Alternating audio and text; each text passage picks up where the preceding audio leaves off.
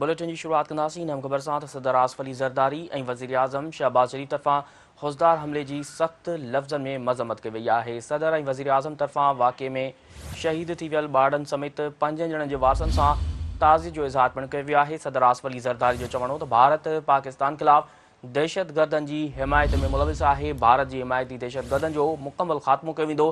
सदर आसिफ अली ज़रदारी जो चवणु हो त पाकिस्तान भारती हिमायत सां थींदड़ दहशतगर्दी के आलमी सतह ते बेनकाब कंदो। वज़ीर आज़म शहबाज शरीफ़ जो चवणु हो त दहशतगर्दनि स्कूल बस ते हमलो करे दरिंदगी जूं समूरियूं हदूं पार कयूं। संदसि चवणु हो त भारती सरपरस्ती में पलजंदड़ दहशतगर्दनि के आख़िरी अंजाम ताईं पहुचायो वेंदो। अवां खे आगाह करे रहिया आहियूं। सदर आसिफ अली ज़रदारी ऐं वज़ीर आज़म शहबाज शरीफ़ तरफ़ां ख़ौफ़दार हमले जे सख़्त लफ़्ज़नि में मज़म्मत कई वई आहे। सदर ऐं वज़ीर आज़म तरफ़ां वाक़े में शहीद थी वियल ॿारनि समेत 5 ॼणनि जे वारसनि सां ताज़े जो इज़हार पिणु कयो वियो आहे। सदर आसिफ अली ज़रदारी जो चवणु हो त भारत पाकिस्तान ख़िलाफ़ दहशतगर्दनि जी हिमायत में मुलविस आहे। भारत जी हिमायती दहशतगर्दनि जो मुकम्मल ख़ात्मो कयो वेंदो।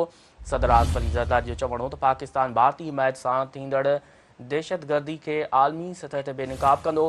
वज़ीर आज़म शहबाज शरीफ़ जो चवणु हो त दहशतगर्दनि स्कूल बस ते हमलो करे दरिंदगी जूं समूरियूं हदूं पार कयूं। संदसि चवणु हो त भारती सरपरस्ती में पलजंदड़ दहशतगर्दनि के आख़िरी अंजाम ताईं पहुचायो वेंदो। अवां खे अहम ख़बर खां आगाह कंदा हलूं त सदर आसिफ अली ज़रदारी ऐं वज़ीर आज़म शहबाज शरीफ़ तरफ़ां ख़ौफ़दार हमले जी सख़्त लफ़्ज़नि में मज़म्मत कई वई आहे।